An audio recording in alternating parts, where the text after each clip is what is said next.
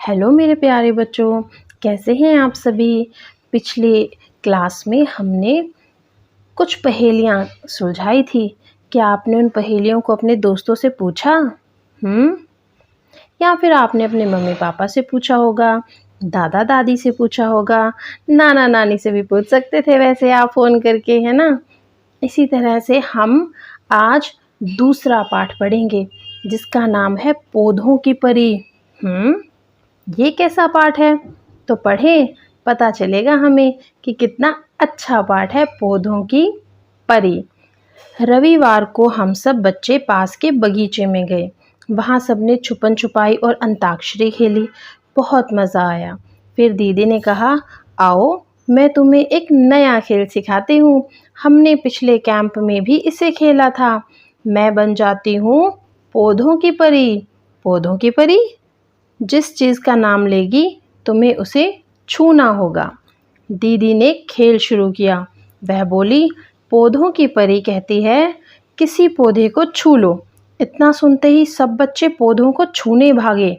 अम्मू क्यारी में लगे गेंदे के पौधे को पकड़कर बैठ गई। शबनम ने चमेली की बेल को छू लिया और दयाराम नीम के पेड़ को पकड़कर खड़ा हो गया। माइकल ने मेहंदी की झाड़ी को छू लिया। दीदी बोली, अरे वाह, सबने एक एक पौधे को छू लिया। ज़रा देखो तो सबके पौधे कितने अलग अलग हैं। शबनम बोली, दीदी आप भी तो छोटे छोटे पौधों पर बैठी हो। सोचो तो दीदी किन पौधों पर बैठी होंगी। खेल फिर शुरू हुआ।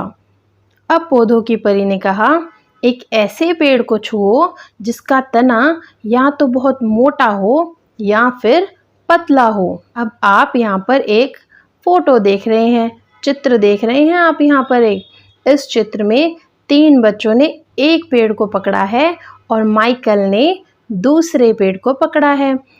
मैं आपसे बीच में प्रश्न भी पूछूंगी। इसमें 4 बच्चों के नाम आए हैं, तो आप मुझे बताइए 4 बच्चों के नाम क्या क्या हैं। सोचिए सोचिए, इतनी देर हम आगे बढ़ते हैं। बच्चे फिर भागे मोटे और पतले तने वाले पेड़ों को छूने।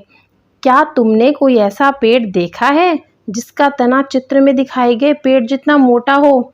ये आप मुझे बताएंगे। माइकल को खेल बड़ा रोचक लगने लगा था।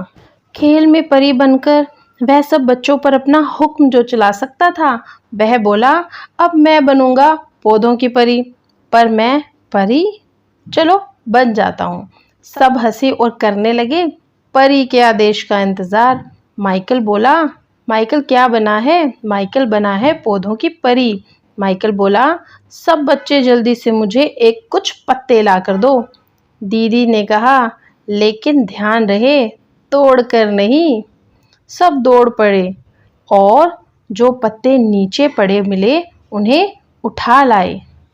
अब आप मुझे ये बताइए, जो आपके आसपास आपके घर में पेड़ पौधे होते हैं, क्या आप उनके पत्तों को तोड़ते हैं? नहीं, हमें अपने घर के गमलों में से और बागीचे में अगर आप जा रहे हैं तो पेड़ पौधों के पत्ते नहीं तोड़ने चाहिए। परंतु हम जो नीचे गिरे हुए पत्ते होते हैं उन्हें इकट्ठा कर सकते हैं, उनसे बहुत सारी चीज़ें बना सकते हैं। क्या सभी पत्तों का रंग, आकार और किनारे एक जैसे होते हैं? देखिए कुछ पत्तों को, अपने घर के गमलों को देखिए, अपने आसपास के पेड़ पौधों को देखिए, क्या सभी एक जैसे हैं? नहीं। इस चित्र में हमें बहुत सारे पत्ते दिखाए गए हैं। ये वही पत्ते हैं जो उन बच्चों ने नीचे से उठाए थे। अब इन पत्तों की पहचान आपको करनी है कि कौन सा पत्ता किस पौधे का है। और देखो, कोई भी पत्ता एक जैसा नहीं है, सब अलग अलग हैं। दयाराम ने कहा, मुझे तो पता ही नहीं था कि पत्ते इतनी तरह के होते हैं। देखो, कोई गोल है, कोई लंबा और कोई तिकोना है।